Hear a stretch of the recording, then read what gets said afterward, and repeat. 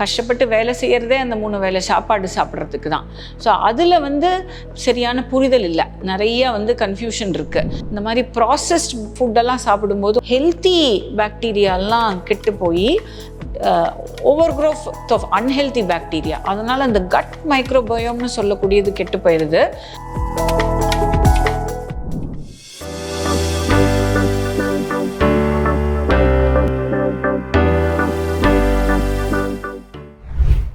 பூங்காற்று நேயர்களுக்கு வணக்கம். இந்த எபிசோடில் நம்ம ஒரு நல வாழ்வுக்கான அடிப்படை தூண்களில் முக்கியமானது பார்த்திங்கன்னா நியூட்ரிஷன், நம்ம உணவு பழக்க வழக்கம். அதை பற்றி இன்றைக்கி பார்ப்போம். கஷ்டப்பட்டு வேலை செய்கிறதே அந்த 3 வேளை சாப்பாடு சாப்பிட்றதுக்கு தான். ஸோ அதில் வந்து சரியான புரிதல் இல்லை, நிறைய வந்து கன்ஃபியூஷன் இருக்குது. ஸோ அதை நம்ம இன்றைக்கி ஒன்று ஒன்றா பார்ப்போம். இந்த உணவு அப்படிங்கிறது என்னன்னு பார்த்திங்கன்னா, அடிப்படையில் அதை நம்ம உடம்பு அதை எப்படி எடுத்துக்கணும்னா, நமக்கு தான் அது இட்லி தோசைன்னு தெரியுமே தவிர அந்த செல்ஸ் வந்து அதை எப்படி அந்த உணவை பாகுபடுத்தி கொள்ளும் பார்த்திங்கன்னா, அது வந்து கார்போஹைட்ரேட்ஸ், ப்ரோட்டீன்ஸ், ஃபேட்ஸு, ட்ரேஸ் எலிமெண்ட்ஸ், மைக்ரோநியூட்ரியன்ட்ஸ்னு சொல்லுவோம். இப்படி தான் அது வந்து பதப்படுத்தி அது உள்வாங்கிக்கும், தனக்கு வேண்டியதை எடுத்துக்கும். ஸோ இதில் வந்து முக்கியமானது என்ன அப்படின்னா, இந்த குவாலிட்டின்னு சொல்லுவோம். இந்த குவாலிட்டி வந்து என்னென்னா, நமக்கு வந்து இப்போ பார்த்திங்கன்னா உணவு வந்து முன்னாடியெல்லாம் நம்ம வந்து விளைவிச்சு அதை நாமளே வீட்டில் பதப்படுத்தி அப்புறம் அதுலேருந்து சமைச்சு சாப்பிட்டோம். அதுக்கப்புறம் கடையில் வாங்க ஆரம்பித்தோம். அப்புறம் கடையிலேயே சமைச்சு பேக்கெட் பண்ணி வச்சு அதை வாங்க ஆரம்பித்தோம். ஷெல்ஃப் லைஃப்னு சொல்லுவோம் இல்லையா, கடையில் வச்சுட்டு ஒரு 6 மாதம் இருக்கணும், எக்ஸ்பைரி டேட் போட்டு 2 வருஷம் இருக்கணும், 1 வருஷம் இருக்கணும்னா அது எவ்வளோ தூரம் பதப்படுத்தி அது எத்தனை கெமிக்கல்ஸ் அடிட்டிவ்ஸ் ஆட் பண்ணால் அதை பதப்படுத்தி அவ்வளோ நாள் ஷெல்ஃபில் வைக்க முடியும். ஸோ அப்படிங்கிற பதத்தில் அந்த உணவோட தன்மையே கெட்டு போயிடுது. அதை தான் வந்து ப்ராசஸ்ட் ஃபுட், அல்ட்ரா ப்ராசஸ்ட் ஃபுட்டுன்னு சொல்லுவோம். இந்த process food, ultra process food industrial வேர்ல்டில் ரேப்பிடாக இந்த லாஸ்ட் 20-30 வருஷத்தில் அதிகமாக வந்து புழக்கத்தில் வந்துருச்சு. அது இல்லாமல் உணவு நல்லா டேஸ்டியாக இருக்கணும்னு அதுக்கு நல்ல அடிட்டிவ்ஸ் ஆட் பண்ணி அதுக்கு பலவிதமான ஷேப்ஸும் ஃபார்ம்ஸும் கொடுத்து இப்போ நமக்கு பீஸா, பர்கர், பாஸ்தா, நூடுல்ஸ்னு பல விதத்துலேயும் வந்துருச்சு. எனக்கு நல்லா ஞாபகம் இருக்குது, நாங்கள்லாம் 11th படிக்கும்போது 1983-84 அந்த டைமில் பார்த்திங்கன்னா மேகி அப்போ தான் புதுசாக கொண்டுட்டு வந்து தராங்க, மார்க்கெட்டில் வருது. அப்போ எல்லாம் ஸ்கூலில் வந்து எங்களுக்கு எல்லாத்துக்கும் ஃப்ரீ மேகி பேக்கெட்ஸ் கொடுத்தாங்க. அதை வாங்கிட்டு வந்து வீட்டில் செஞ்சு கொடுத்து அந்த டேஸ்ட் பிடிச்சி போய் என்ன பண்ணோம், அடிக்கடி வாங்க ஆரம்பித்தோம். அது பெரிய மார்க்கெட்டிங் ட்ரிக்காக போச்சு. ஸோ அந்த மாதிரி ப்ராசஸ்ட் ஃபுட்டு நிறையா சாப்பிட ஆரம்பித்தோம்.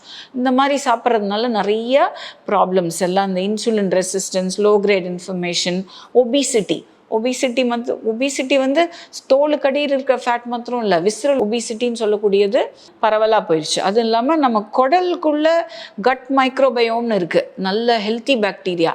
இந்த மாதிரி ப்ராசஸ்ட் ஃபுட்டெல்லாம் சாப்பிடும்போது, உணவெல்லாம் சாப்பிடும்போது அந்த ஹெல்த்தி பாக்டீரியாலாம் கெட்டு போய் over growth of unhealthy bacteria, அதனால் அந்த கட் மைக்ரோபயோம்னு சொல்லக்கூடியது கெட்டு போயிடுது. அந்த கட்டுக்கும் நம்ம பிரெயினுக்குமே கனெக்ஷன் இருக்குது, கட் பிரெயின் ஆக்சஸ்ன்னு சொல்லுவோம். அதில் அது வந்து கெட வந்து உடம்புல வியாதிகள் கூடுது. ரெண்டாவது இந்த சைக்கியாட்ரிக் இல்னஸ்ன்னு சொல்லக்கூடிய அந்த டிப்ரெஷன், சில சைக்காட்டிக் ஸ்டேட்ஸ், இதுக்கு எல்லாமே அந்த ADHD, ஸ்பெக்ட்ரம் டிஸார்டர்ஸ், இது எல்லாத்துக்குமே இந்த கட் பிரெயின் ஆக்சஸ்க்கு கனெக்ஷன் சொல்கிறாங்க. ஸோ அதனால் இது முக்கியமாக அந்த உணவு பழக்க வழக்கங்களில் நல்லா நம்ம கான்சென்ட்ரேட் பண்ணணும். குவாலிட்டி முக்கியம். முடிஞ்ச வரைக்கும் as less processed as possible. அப்படின்னா ரொம்ப ஷெல்ஃப் லைஃபு பதப்படுத்தி கெமிக்கல்ஸு, அடிட்டிவ்ஸு, ப்ரிசர்வேட்டிவ்ஸ் எல்லாம் இல்லாமல் நம்ம நேச்சுரலாக, நமக்கு எவ்வளோக்கு எவ்வளோ நம்ம ஒரு ஆர்கானிக்காக நேச்சுரலாக நமக்கு கிடைக்குதோ அந்த அளவுக்கு நம்ம எடுத்துக்கிறது நல்லது. நாம் வீட்டில் சமைச்சு சாப்பிடுவோம். நம்ம ட்ரெடிஷ்னலாக நம்ம எப்படியெல்லாம் நம்ம முன்னோர்கள் எப்படி செஞ்சாங்களோ அது மாதிரி சமைச்சு சாப்பிட்றது நல்லது. ஸோ இதில் வந்து குவாலிட்டி பொறுத்த வரைக்கும் குவான்டிட்டி நல்லதே ஆனாலும் அமிர்தமும் விஷமாகும், அதிகமான விஷமாகும். அதனால குவான்டிட்டியும் இம்பார்ட்டண்ட்டு. அது நிறைய சாப்பிட்டோம்னா அதுவும் நல்லதில்லை. பெரிய பிளேட்டில் சாதம் கொஞ்சம் வச்சோன்னா நமக்கு வந்து கொஞ்சமாக இருக்கிற மாதிரி இருக்கும், இன்னும் கொஞ்சம் அதிகமாக போட்டுருவாங்க. அதனால நம்ம பிளேட் சைஸே நம்ம சின்னதாக எடுத்துக்கிட்டு கொஞ்சமாக எடுத்துக்கணும். அது ரொம்ப முக்கியம். அதாவது குவான்டிட்டியும் இம்பார்ட்டண்ட்டு.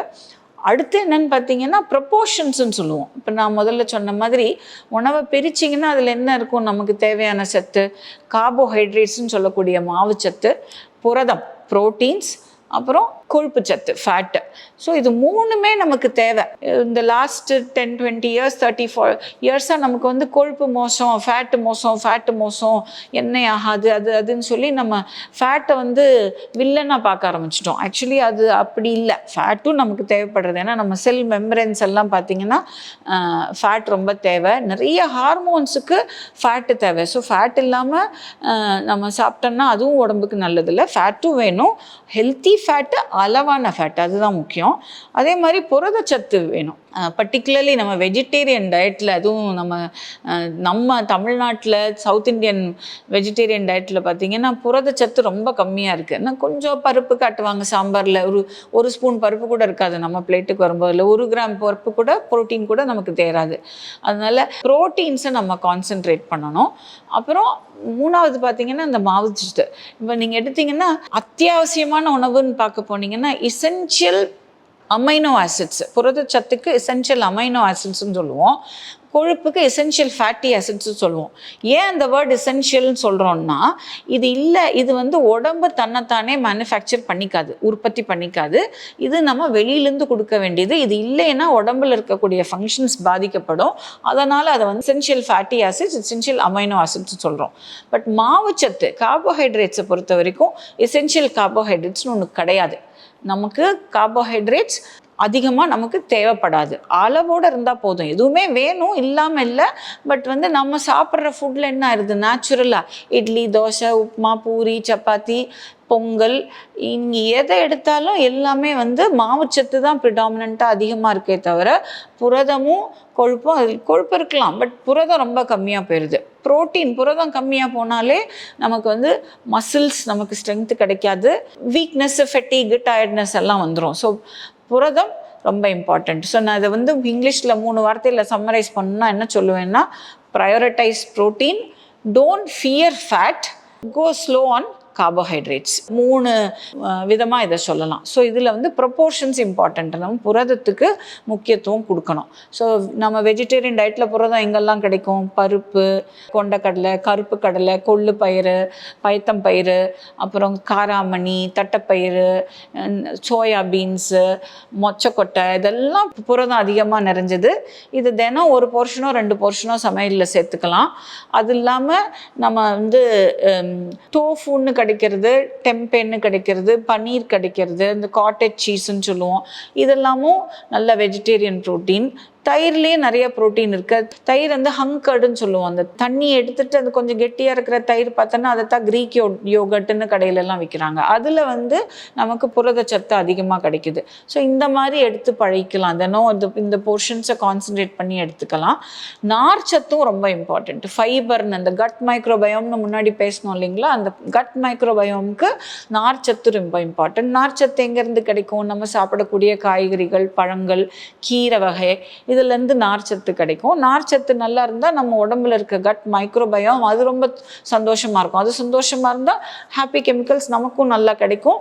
நமக்கும் வந்து ஒரு அந்த டிப்ரெஷன் அதெல்லாம் இல்லாமல் இருக்கலாம். மோஷன்ஸ், பவல் மோஷன்ஸ், நம்ம குடல்லேருந்து அது மலம் வெளியேறதும் மலச்சிக்கல் இல்லாமல் கரெக்டாக இருக்கும். ஸோ இதுவும் ப்ரொப்போர்ஷன்ஸ் இம்பார்ட்டண்ட்டு. அடுத்தது பார்த்திங்கன்னா order of eating. Order of ஈட்டிங்னா என்ன அர்த்தம்? என்ன வரிசையில் நம்ம சாப்பிட்றோன்னு. நம்ம எடுத்த உடனே நம்ம கல்யாணத்துக்கெல்லாம் போனால் அப்போ அவங்க வசதிக்கு என்ன பண்ணுறாங்க, வந்து பாயசத்தையும் ஸ்வீட்டையும் முதல்ல வைக்கிறாங்க. நம்மளும் அதை எடுத்து வாயில் போடுவோம். எடுத்த உடனே ஸ்வீட்டை வாயில் போட்டோன்னா என்ன ஆகும்? சுகர், ஸோ குளுக்கோஸ் ஸ்பைக் வரும், அப்புறம் அது சுற்றி இன்சுலின் ஸ்பைக் வரும், அதனுடைய கேஸ்கேடிங் எஃபெக்ட்ஸ் வரும். ஸோ அதனால் எடுத்த உடனேயும் நம்ம ஃபைபரை முதல்ல சாப்பிடணும். அந்த கொசுமல்லி, அந்த இதெல்லாம், அந்த ஃபைபர் நார்ச்சத்து இருக்கிறத முதல்ல சாப்பிட்டுட்டு அப்புறம் கொஞ்சம் கொழுப்பும் ஃபேட்டும் கார்போஹைட்ரேட்ஸும் கலந்த மாதிரி. இப்போ நம்ம ட்ரெடிஷ்னல் சாப்பாடுலாம் பார்த்திங்கன்னா கொஞ்சோண்டு சாதம் வச்சு கொஞ்சம் பருப்பை போட்டு ஒரு சொட்டு நெய் விடுவாங்க ஒரு சின்ன ஸ்பூனில். அதில் எல்லாமே கலந்துருது, ஃபேட்டும் கலந்துருது, பருப்பும் உப்பு பருப்புக்கு என்ன ஆகுது, ப்ரோட்டீனும் வந்துடுது, அந்த மாவுச்சத்தும் வந்துடுது. அந்த மாதிரி பேலன்ஸ்டாக எடுத்துக்கணும். ஸோ அந்த order of eating important. Sweet வேண்டாம், அப்படி வேணும்னா லாஸ்ட்டில் வச்சுக்கோங்க. முதல்ல தயவு செஞ்சு ஸ்வீட்டு சாப்பிடக்கூடாது. அப்புறம் பேஸ் ஆஃப் ஈட்டிங். எங்கேயோ டிவியை பார்த்துக்கிட்டு ஃபோனை பார்த்துக்கிட்டு கடகடன்னு நமக்கு சாப்பிட்றதுக்கும் நமக்கு கனெக்ஷனே இல்லாமல் வாயில் போட்டோம் அப்படின்னா என்ன அளவு சாப்பிட்றோன்னு தெரியாமல் மெல்லாமல் அப்படியே முழுங்கி சுகர் லெவல் அதிகமாக இன்க்ரீஸ் ஆகும். எவ்வளோ சாப்பிட்றோன்னு தெரியாமல், என்ன சாப்பிட்றோன்னு தெரியாமல், மைண்டுக்கு ஒரு கனெக்ஷன் இல்லாமல் சாப்பிட்டோன்னா சாப்பிட்டோங்கிற திருப்தி இல்லாமல் சாப்பிடுவோம். ஸோ அதனால் சாப்பிட்றம்போது அதுக்குன்னு ஒரு ரெஸ்பெக்ட் கொடுத்து டேபிள்ல உட்காந்து இல்லை தரையில் உட்காந்து ஃபேமிலியோட அதுக்கு ருசித்து மென்று அது என்ன சாப்பிட்றோங்கிறது அளவோட கரெக்டாக சாப்பிடணும். ஸோ பேஸ் ஆஃப் ஈட்டிங்கும் இம்பார்ட்டண்ட்டு. அப்புறம் கொஞ்ச நேரத்துக்கு சாப்பிட்றதுலேருந்து பிரேக் எடுத்துக்கணும். ஃபாஸ்டிங், அந்த உபவாசம்னு சொல்கிறோம் இல்லையா, அதுவும் முக்கியம். என்னென்னா இப்போ நம்ம டிஃபால்ட்டாக என்ன பண்ணுறோம், சாதாரண நாளில் நம்ம நைட்டு தூங்கும்போது சாப்பிட்றது இல்லை, அது ஃபாஸ்டிங். அந்த ஃபாஸ்டிங்கை வந்து 7-8 மணி நேரம்னு இல்லாமல் டிஃபால்ட் செட்டிங் வந்து 12 hours வச்சுக்கணும். ஒரு 12 hours 12 மணி நேரத்துக்கு வாயில் எதுவும் ஆகாரம் போடாமல் இருந்து பழிக்கணும். இது எப்படி சாத்தியம்?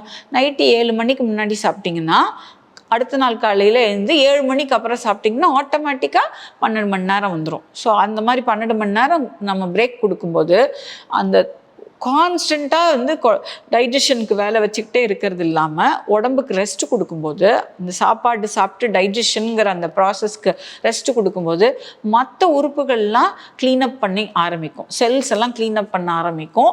அதில் அந்த பழையன கழிதலும் புதியன புகுதலும் சொல்கிறோம் இல்லையா, அந்த பழைய செல்ஸ் எல்லாம் செனசென்ட் செல்ஸ்ன்னு சொல்லுவோம். அந்த செல்ஸ்குள்ளார இருக்கிற ஓல்டு மிஸ்ஃபோல்டட் ப்ரோட்டீன்ஸ் அந்த மாதிரி இருக்கிறதெல்லாம் இந்த ரெஸ்ட் கொடுக்குற நேரத்துக்கு அது வேலையை செஞ்சு அந்த பழசெல்லாம் கழித்து செல் ரெனுவல் புதுப்பிக்கும் செல்ஸை.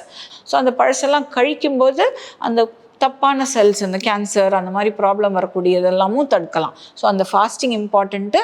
டிஃபால்ட் செட்டிங் 12 hours 12 மணி நேரம். சாயங்காலம் 7 மணிக்கு முடிச்சிட்டோன்னா காலையில் 7 மணிக்கு அப்புறம். ஸோ இதில் வந்து கொஞ்சம் ஓவர் வெயிட்டாக இருக்கிறவங்க, கொஞ்சம் ப்ராப்ளம் இருக்கிறவங்களாம் இன்னும் கொஞ்சம் புஷ் பண்ணி 14-16ன்னு ட்ரை பண்ணலாம். எல்டர்லி பீப்புள், வயசானவங்க, மருந்தெல்லாம் எடுக்கிறவங்க கொஞ்சம் இதெல்லாம் யோசிச்சு செய்யணும். டாக்டர் சூப்பர்விஷன்லாம் பண்ணக்கூடாது. பட் கொஞ்சம் யங்கர் பீப்புள், மருந்தெல்லாம் இல்லை, நல்லா ஹெல்த்தியாக இருக்காங்க அப்படிங்கிற பட்சத்தில் ஹெல்த்தியாக இன்னும் கண்டினியூஸாக நல்லா இருக்கணும், மருந்து எடுக்காமல் இருக்கணும் அப்படின்னா அந்த ஃபாஸ்டிங் இன்டர்வெல்லை கொஞ்சம் இன்க்ரீஸ் பண்ணலாம். 14 to 16 hours பண்ணலாம். இது இல்லாமல் நம்ம வந்து ஒரு வாரம் ஒரு முறையோ இல்லை 2 வாரத்துக்கு ஒரு முறையோ லாங்கர் பீரியட், அதாவது நம்ம வந்து ஒரு 24 மணி நேரத்துக்கு ஃபாஸ்டிங் பண்ணலாம், உபவாசம் இருக்கலாம். அகெயின் இதெல்லாம் கொஞ்சம் ஹெல்த்தியாக இருக்கிறவங்க பண்ணலாம். கொஞ்சம் உடம்பு முடியாதவங்கெல்லாம் வந்து மருந்து எடுக்கிறவங்கெல்லாம் இதெல்லாம் சூப்பர்விஷன் இல்லாமல் பண்ணக்கூடாது. அப்புறம் அதனால் வரக்கூடிய பிரச்சனைகள்லாம் பெருசாக இருக்கலாம். ஸோ பட் மருந்து எடுக்காமல் கொஞ்சம் இருக்கிறவங்கெல்லாம் பின்னாடி வியாதி வரக்கூடாதுன்னு இன்றைக்கி என்ன பண்ணலாம், இந்த மாதிரி 2 weeksக்கு ஒரு தரம் ஃபாஸ்டிங் இருக்கலாம். இது இருக்கும்போது செல்ஸ், நான் சொன்ன மாதிரி செல்ஸ் எல்லாம் ரீசெட் ஆகும். ஆட்டோஃபேஜிங்கிற கான்செப்ட் கிக்கின் ஆகும். இந்த ஆட்டோஃபேஜி அப்படின்னா என்ன அர்த்தம்னா, நம்மளுடைய செல்ஸில் தப்பான செல்ஸ் இருக்கிறதெல்லாம், இப்போ நீங்கள் ஒரு ஃபேக்ட்ரியில் போனீங்கன்னா மாஸ் ப்ரொடியூஸ் பண்ணுறாங்க இல்லையா, பையோ ஒரு துணியோ தைச்சி வரும்போது அதில் நிறைய பண்ணும்போது எங்கேயாவது ஒரு மிஸ்டேக் வரும். அந்த குவாலிட்டி கண்ட்ரோல் என்ன பண்ணுவாங்க, அது மிஸ்டேக்குன்னு தெரிஞ்சு அதை ரிமூவ் பண்ணுவாங்க. அது மாதிரி நம்ம உடம்புலேயே அந்த குவாலிட்டி க்ளீனப் ப்ராசஸ் எல்லாம் நடக்கும். அதுக்கு பேர் தான் இந்த ஆட்டோஃபேஜி.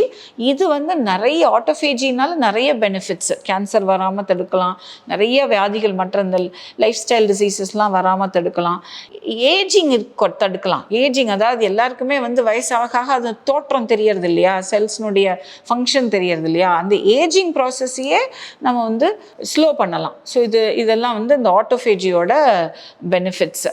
ஸோ இதில் உணவில் இத்தனை விஷயம் இருக்குது. Quality important, quantity important, proportions important, order important, pace important, அப்புறம் அப்பப்போ பாஸ் கொடுக்கணும், ஃபாஸ்டிங்கும் இம்பார்ட்டண்ட்டு. ஸோ இதெல்லாம் வந்து ஏதாவது டவுட் இருந்தால் மேற்கொண்டு நம்ம வந்து இன்னும் ஃபர்தராக இதை டீப்பாக அனலைஸ் பண்ணி கிளாரிஃபை பண்ணலாம். நன்றி, வணக்கம். பூங்காற்று, இது நாளைய நல்வாழ்விற்கான வழிகாட்டி.